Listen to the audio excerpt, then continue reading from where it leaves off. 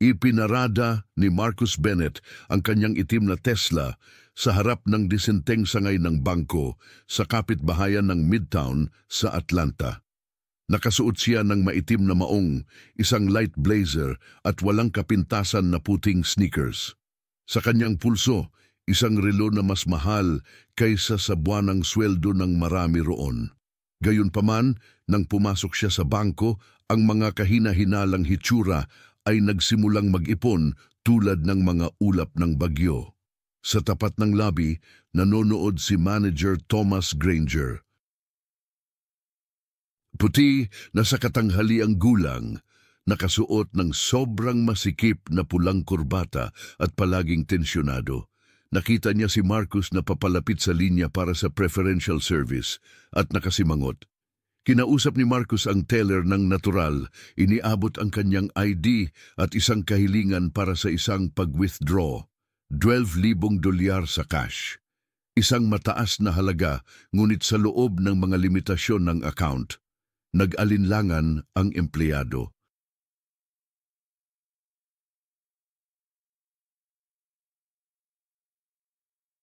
Napatingin ng kanyang mga mata kay Granger na hindi nagtagal ay lumapit. Ang halagang ito ay hindi tugma sa profile, matatag na sabi ni Granger na halos hindi nakatingin sa mga dokumento. Kailangan natin ng karagdagang ebidensya. Maaari kang maghintay sa sulok hanggang sa mapatunayan namin na natiling kalmado si Marcus.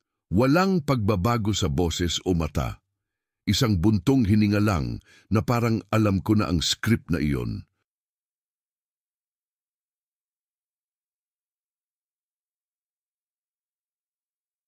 Inalis niya ang mga dokumento at tahimik na naglakad palayo at nagtungo sa isang sulok ng sangay.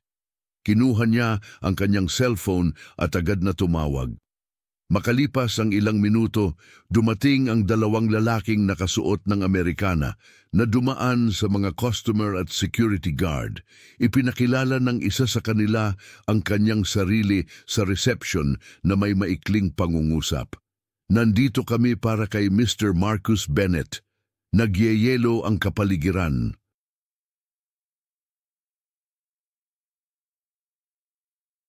Nanlaki ang mga mata ni Granger nang makita siyang bumalik kasama ang dalawang ehekutibo. Itinaas ni Marcus ang isang card na may logo ng institusyon mismo. Siya ang CEO ng holding company na kamakailan ay nakuha ang lokal na chain ng bangko. Napabuntong hininga si Granger. Ikaw ba? So far ang boss mo. Pagkatapos ay tiningnan ni Marcus ang isa sa mga ehekutibo at sinabi sa isang matibay na tinig, "Gusto kong lumabas ang manager na ito sa loob ng 5 minuto." At ang lahat ng mga empleyado ay sumasailalim sa muling pagsusuri sa serbisyo. Si Marcus Bennett ay hindi lamang isang CEO, siya ay isang simbolo ng pagtagumpayan.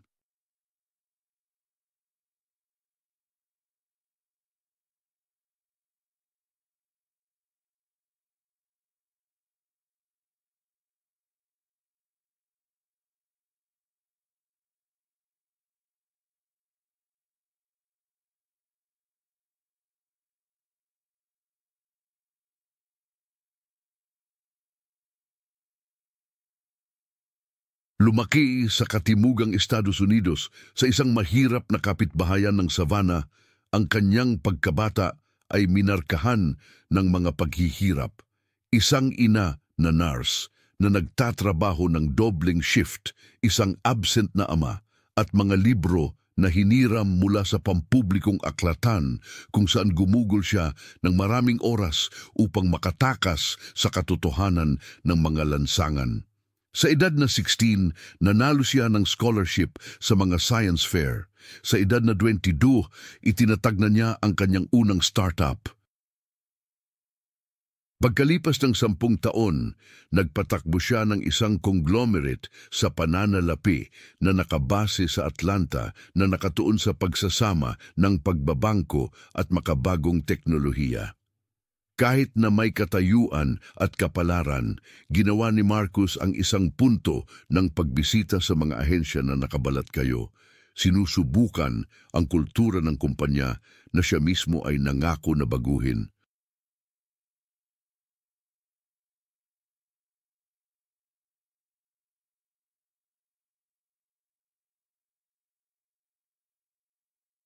Alam niya na ang institusyonal na rasismo ay parin ng isang malalim na nakaugat na salot, at ang umagang iyon sa bangko ay walang pagbubukod ngunit kumpirmasyon. Sa kabilang banda, si Thomas Granger ay may kwento din. Ang anak ng mga tradisyonal na banker ng North Carolina, lumaki siya sa isang kapaligiran kung saan ang mga posisyon ay dumating sa pamamagitan ng mana at ang paggalang ay pumipili.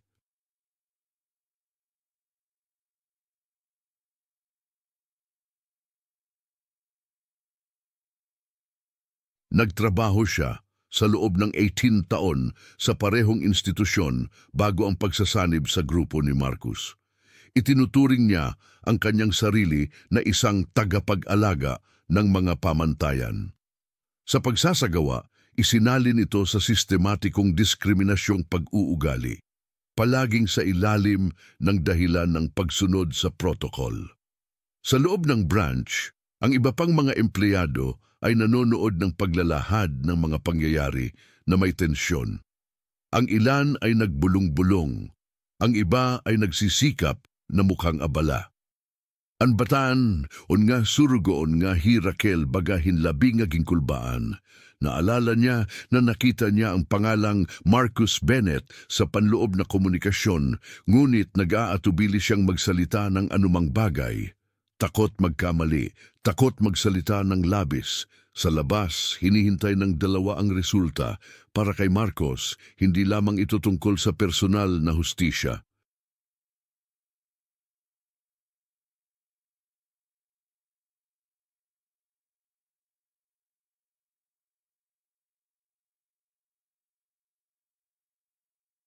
Ito ay isang pagsubok para sa kanyang koponan, sa kanyang kumpanya, at higit sa lahat para sa mga halaga na ipinangako niyang itaguyod. Mabilis na kumalat ang balita tungkol sa insidente. Kalaunan ng umagang iyon, ang mga panloob na channel ng holding company ay binaha ng mga mensahe at ang koponan ng komunikasyon sa krisis ay naaktibo. Ngunit ayaw ni Marcos na ituring itong pinsala sa kanyang imahe.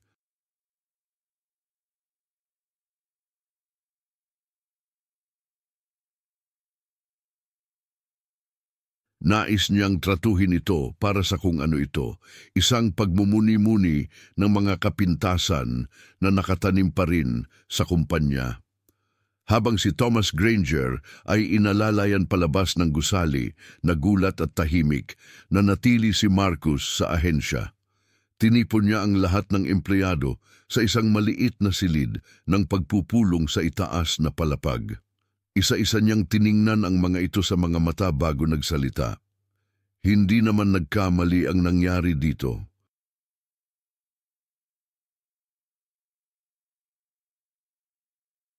Ito ay isang pagmumuni-muni ng isang sistema na natutunan mong tanggapin bilang normal.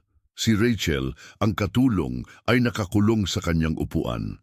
Ang isa pang matandang empleyado, si Michael, ay tumingin sa malayo.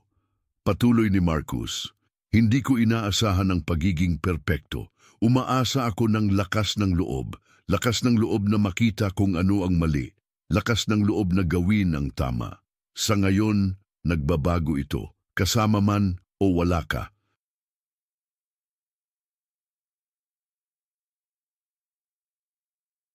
Sa ibaba, nagsimulang mapansin ng mga customer ang hindi pangkaraniwang paggalaw. Ang ilan ay umalis, ang iba naman ay nagre-record ng mga video. At kabilang sa mga ito, isang matandang Ginoo, si Mr. Howard, na dumadalo sa ahensya sa loob ng 40 taon, ay lumapit kay Marcus habang naglalakad siya pababa pagkatapos ng pulong. "Boy, ngayon ko lang nakita ang sinuman na gumawa ng ginawa mo ngayon. Kailangan itong makita ng apo ko. Salamat. Hinawakan ni Marcus ang kamay ng matanda ng may paggalang.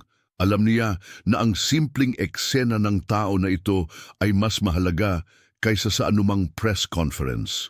Kinabukasan, isang mababangki na ulat sa lokal na pahayagan ang nagbanggit ng leadership restructuring sa sangay ng Midtown Bank.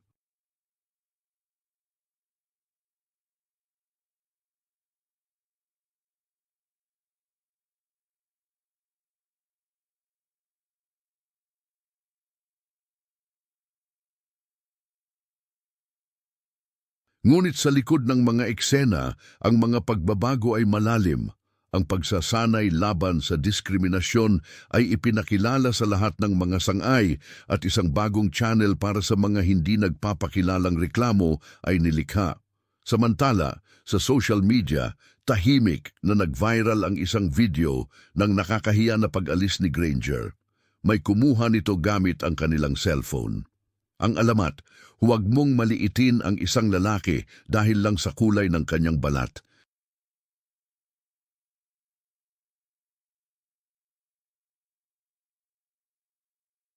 Para kay Marcus, hindi ito tungkol sa paghihiganti, tungkol ito sa responsibilidad. Sabi ko nga, next time, wala nang mangyayari sa susunod. Ang epekto ng episode ay umabot sa higit pa sa ahensya ng Midtown. Sa loob, ang ilang mga direktor ng grupo ay nagsimulang magpakita ng pagtutol sa mga bagong patakaran ni Marcus. Sa mga saradong pagpupulong, kinuwestiyon nila ang tigas ng mga pagbabago at ang epekto sa kalayaan sa pagpapatakbo ng mga tagapamahala. Kabilang sa mga pangalang ito ay si Gregory Shaw, Vice-Presidente ng mga operasyon sa pagbabangko na naging tagapagturo ni Thomas Granger sa nakaraan. Bagamat hindi niya direktang tinutulan si Marcus, ang kanyang katahimikan ay nagsasalita. Napansin ni Marcus ang pagkilos. Pagkatapos ay nagpasya siyang magsagawa ng isang tahimik na pag-audit ng lahat ng mga ahensya kung saan nagtrabaho si Granger sa mga nakaraang taon.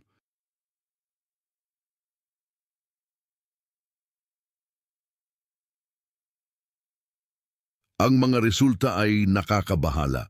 Isang kadena ng mga muffled na reklamo, piling serbisyo at kahit nakahina-hinalang paglilipat sa pagitan ng mga account ng mga customer na may partikular na mga profile ng lahi. Kasabay nito, si Rachel, ang batang tagapaglingkod na nagatubili na tulungan si Marcus, ay nagsimulang mapansin.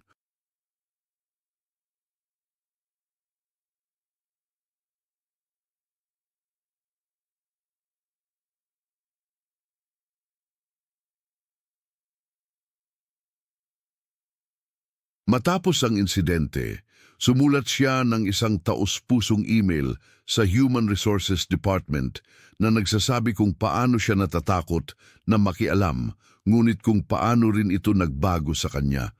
Binasa ni Marcus ang email ng personal.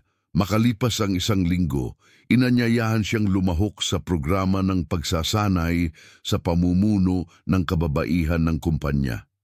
Ang isa pang subplot ay nagsimulang lumitaw, ang kwento ni Mr. Howard.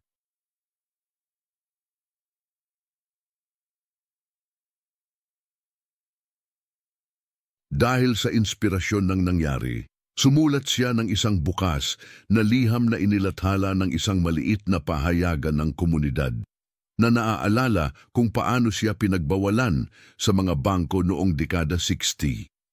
Naging viral ang liham. Ito ay naging isang simbolo kung paano ang ilang mga sugat ay bukas pa rin kahit na ilang dekada matapos ang mga kilusang karapatang sibil.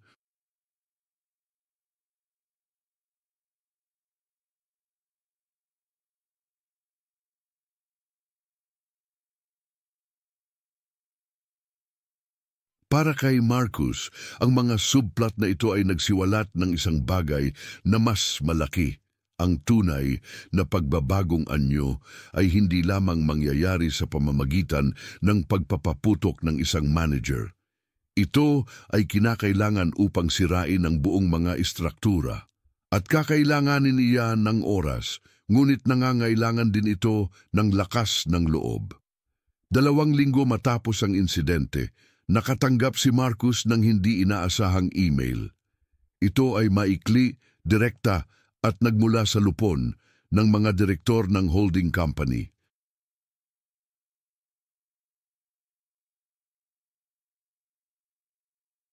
Ang paksa, pambihirang pagpupulong kagyat, sinabi lamang ng katawan ng mensahe, ang inyong pamumuno ay kinukwestiyon ng ilang miyembro, mag-report bukas ng 9:00 ng umaga.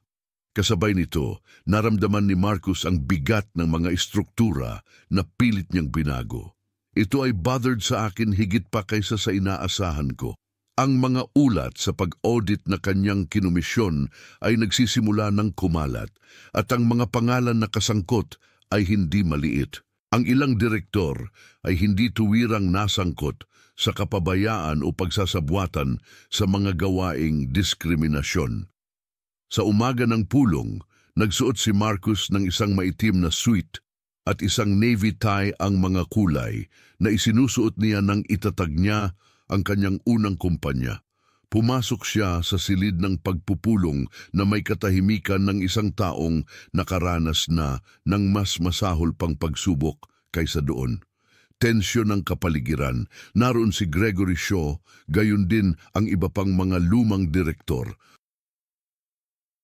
Ang ilan ay hindi man lang nagpaalam sa kanya. Ang isa sa mga pinakamatandang tagapayo, si Mr. Daniels, ay nagsimula. Mark, ang mga ginawa mo ay nagdulot ng kawalang katatagan.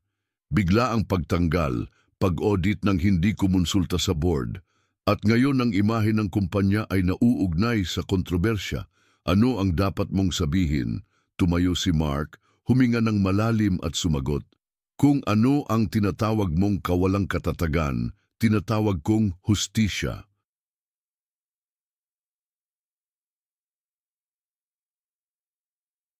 At kung ang imahe ng kumpanya ay nauugnay sa mga halaga tulad ng paggalang, pagsasama at responsibilidad, kung gayon nasa tamang landas ako, at kung nababagabag ka nito, marahil ang problema ay hindi sa akin, ngunit sa iyo. Katahimikan. Pagkatapos ay sinabi ng isang batang direktor na bagong nominado, sinusuportahan ko si Marcus. Naniniwala ako na marami ang natatakot sa kung ano ang kinakatawan nito. Tunay na pagbabago, nahahati ang silid. Ang salungatan ngayon ay hindi lamang etikal, ito ay institusyonal. At sa sandaling iyon ay alam ni Marcus na tumawid siya sa isang punto ng hindi na pagbabalik. Ang pulong ng lupon ay natapos ng walang opisyal na desisyon, ngunit may agarang mga kahihinatnan. Pagkalipas ng ilang araw, 2 direktor ang humingi ng pahintulot para sa personal na mga kadahilanan at isang panloob na pagsisiyasat ang inihayag sa oras na ito na may panlabas na pangangasiwa. Si Marcus ay hindi pinatalsik, ngunit ang digmaan para sa pagbabago ay idineklara. Alam niya na mula noon, ang bawat hakbang ay obserbahan at pinagtatalunan. Sa likod ng mga eksena, lumakas ang team na malapit kay Marcus. Nagsimulang magpadala ng mga mensahe ng suporta ang mga kabataang leader at branch manager.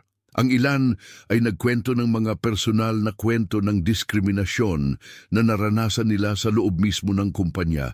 Ang iba mula sa mga customer na naantig sa posisyon ng CEO.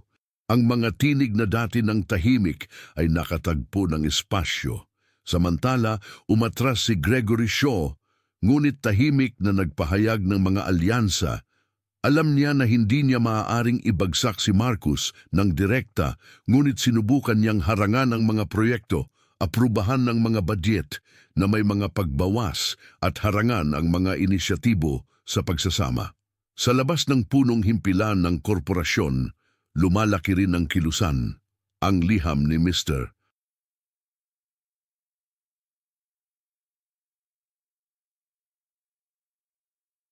Howard ay patuloy na umalingaw-ngaw at ibinahagi ng mga pampublikong tao. Si Rachel, na ngayon ay nasa pagsasanay sa pamumuno, ay lumahok sa isang live kasama ang iba pang mga empleyado na pinag-uusapan ang tungkol sa bagong klima sa kumpanya. Iyon ay naging viral at kasama nito, ang presyon para sa tunay na pagbabago ay nadagdagan. Si Marcus, sa kanyang bahagi, ay mas matatag kaysa dati.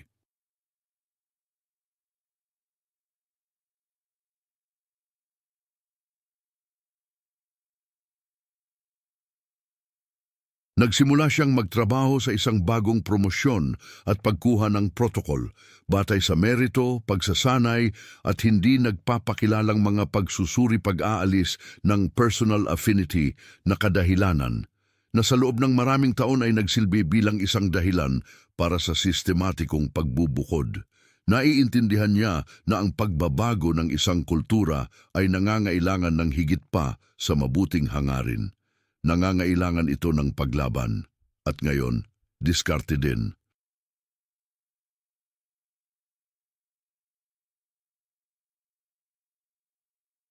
Ngunit isang bagay ang sigurado, natapos na ang katahimikan. Inilubog ni Marcus ang kanyang sarili sa trabaho tulad ng dati. Alam na ang kanyang posisyon ay pinahina ng mga panloob na konserbatibong puwersa. Nagpasya siyang hindi lamang lumaban, ngunit dalhin ang kumpanya sa isang bagong antas. Nilikha niya ang proyekto ng Nova Rise, isang programa na magsanay sa mga batang itim, Latino at marginalized na komunidad para sa mga posisyon sa pamumuno sa sektor ng pananalapi.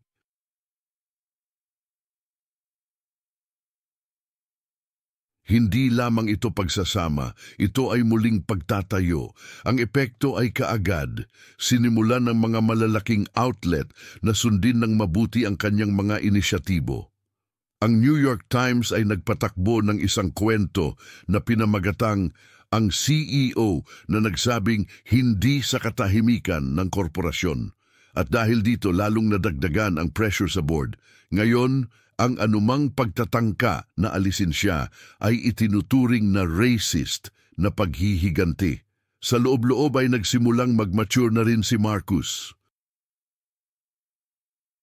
Sa loob ng maraming taon, isinusuot niya ang kanyang lamig na baluti, ngunit ang mga kamakailang pangyayari ay nagbago sa kanya. Ito ay naging mas madaling ma-access. Nakipag-usap siya ng higit pa sa kanyang kupunan, humingi ng mga opinyon, nakikinig ng mabuti. Si Rachel, na dati ay halos hindi naglakas loob na tuminga, ngayon ay nakipagpalitan ng mga ideya sa kanya tungkol sa pagbabago sa mga digital na channel ng serbisyo.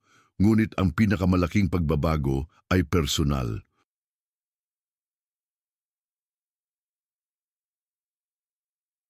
Sa kauna-unahang pagkakataon, bumalik si Marcus sa Savannah, ang kanyang bayan.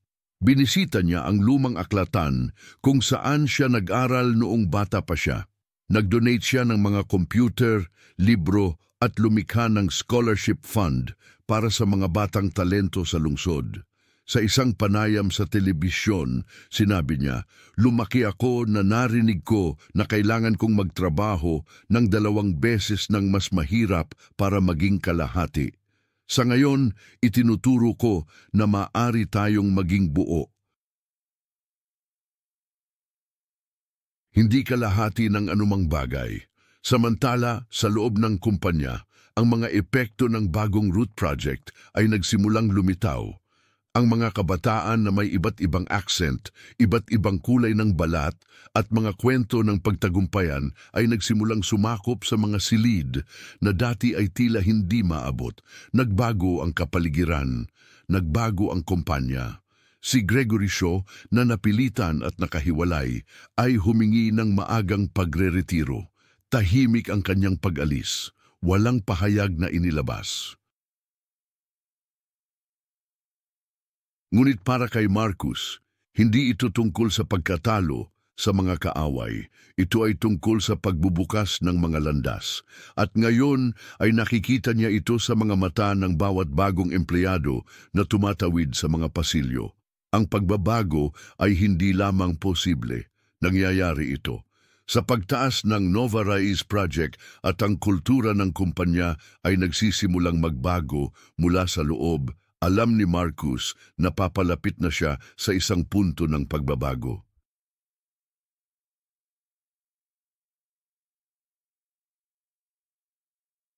Ang lupon ay nanawagan para sa isang bagong boto.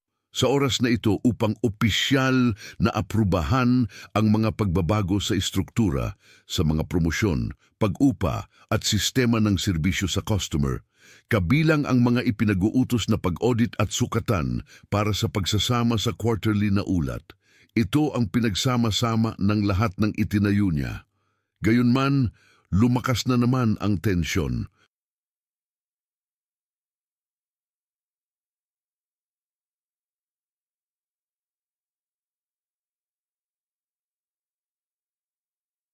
Ang ilang mga namumuhunan, natatakot sa mga reaksyon ng tradisyonal na merkado, ay pinilit ang board na ipagbawal ang mga bagong alituntunin na nagsasabing panganib sa imahe. Si Marcus, na sanay na harapin ang pagtutol, ay nagpasya na hindi siya susuko. Ngunit sa pagkakataong ito, ang labanan ay magiging pampubliko.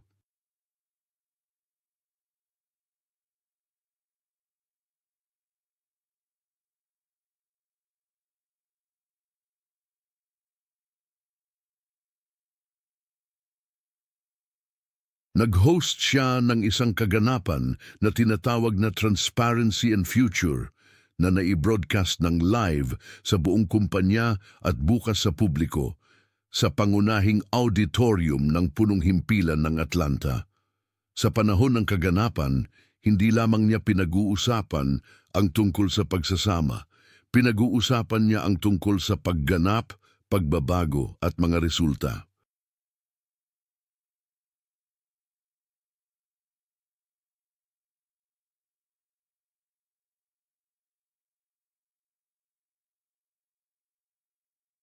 Ipinakita nito kung paano ang magkakaibang mga koponan sa mga ahensya ng pilot ay nadagdagan ang kasiyahan ng customer ng 42% at panloob na pagiging produktibo ng 27%. Ang epekto ay agad-agad. Nagbago ang salaysay, hindi lamang ito tungkol sa katarungang panlipunan.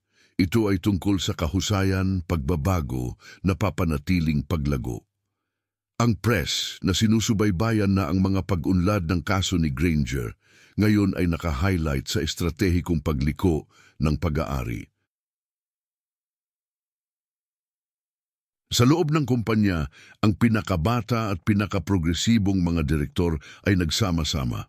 Si Rachel na ngayon ay namumuno sa isang maliit na koponan ay tinawag upang kumatawan sa mga empleyado sa pagtatanghal ng mga panukala. Ang kanyang talumpati ay maikli ngunit makapangyarihan. Maaari kang magbago o maaari kang iwanan. Pinili na namin. Ang botohan ay naka-schedule sa susunod na linggo. Ang napili ng mga tagahanga, it was all or nothing. Dumating na ang araw ng eleksyon. Punong-puno ang meeting room sa headquarters. Ang lahat ng mga direktor na naroroon, pati na rin ang mga kinatawan ng mga pangunahing shareholder. Naka-on ng mga panloob na transmission camera at 12-12 ng mga empleyado ang sumunod ng live mula sa iba't ibang sangay. Natahimik si Marcus, may dala siyang manipis na briefcase sa ilalim ng kanyang braso at tahimik na ekspresyon. Sa kanyang tabi, si Rachel at 2 miyembro ng komite ng pagkakaiba-iba.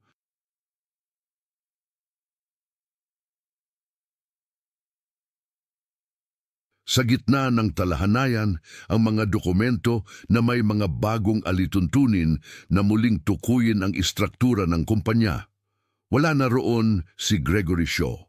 Ngunit ang kanyang impluensya ay nanatili sa mga boto ng ilang mga veterano sa board pamilyar na mga mukha lumalaban sa pagbabago, matatag sa kanilang ideya na ang merkado ay hindi handa para dito.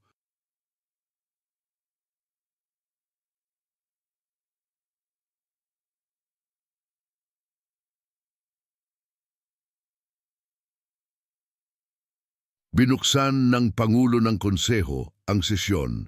Narito kami upang bumoto sa pagpapatupad ng mga bagong patakaran sa istruktura na iminungkahi ng Pangulo. Kapag naaprubahan na, ipapatupad ang mga ito sa loob ng 90 araw. Hiniling ni Marcos na magsalita bago ang botohan. Hindi ako nandito para humingi ng kahit ano. Narito ako upang ipaalala sa iyo kung bakit tayo umiiral. Kami ay isang institusyong pinansyal, oo. Higit sa lahat, tayo ay isang tulay.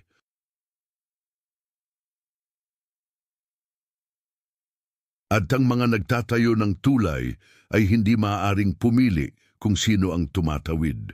Binuksan niya ang maleta. Sa loob, may mga ulat, graph, feedback ng customer, mga resulta sa pananalapi.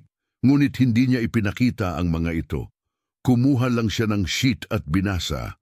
Sa kauna-unahang pagkakataon, pumasok ang anak ko sa isang bangko at itinuring na isang importanteng tao. Para sa kanya, isang itim na lalaki ang nagmamay-ari ng lugar na ito. Naniniwala siya ngayon na kaya rin niya.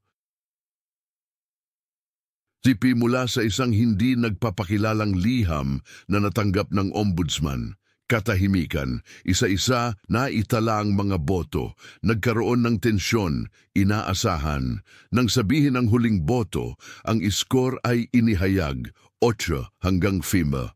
Pabor sa pag-apruba, ngumiti si Rachel habang umiiyak. Mahigpit na nagyakap ang mga kabataang executive sa isa't isa.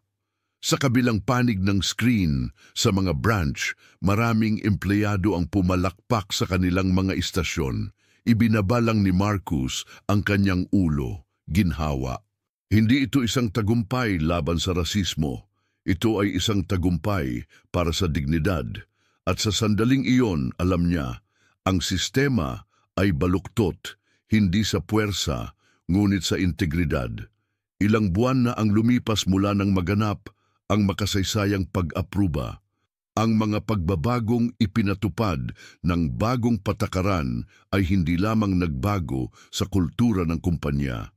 Sila ay naging mga modelo para sa iba pang mga institusyong pampinansyal sa buong bansa. Ang mga ahensya ay binago ang kanilang pagsasanay. Ang mga pamantayan sa promosyon ay naging mas transparent at patas at isang bagong henerasyon ng mga pinuno, mas magkakaiba at handa, ay nagsimulang punan ang mga pangunahing posisyon. Napansin ng mga customer ang pagkakaiba, lumaki ang kumpiyansa, lumakas ang imahe ng publiko ng kumpanya. Nagpatuloy si Marcos bilang CEO, ngunit ngayon ay mas mababa ang bigat sa kanyang mga balikat.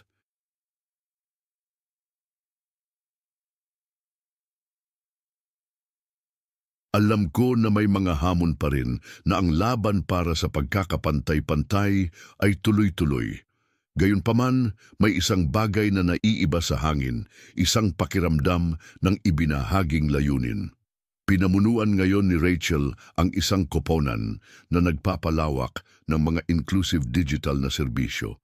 Si Mr. Howard ay naging isang voluntaryong embahador para sa proyekto ng New Route sa mga pampublikong paaralan.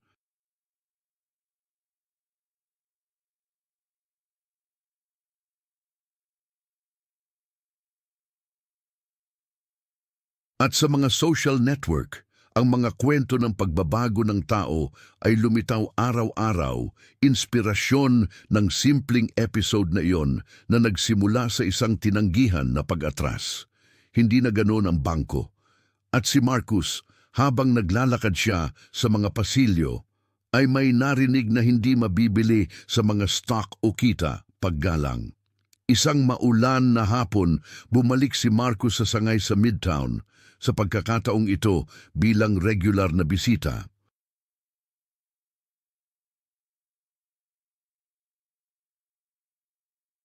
Pumasok siya, ngumiti sa mga attendant at sinalubong ng isang magandang umaga Mr. Bennet na puno ng naturalness.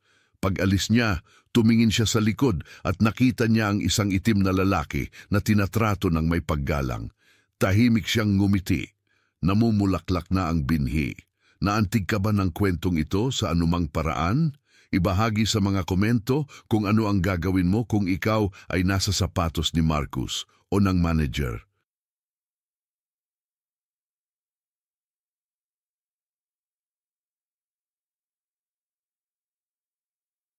Gaano karaming beses ang maling pananaw ay nagsasalita pa rin ng mas malakas kaysa sa paggalang. Kung naniniwala ka na ang mga kwentong tulad nito ay kailangang marinig, i-like, ibahagi at ipadala ito sa isang taong kailangang ipaalala sa kapangyarihan ng pagbabago.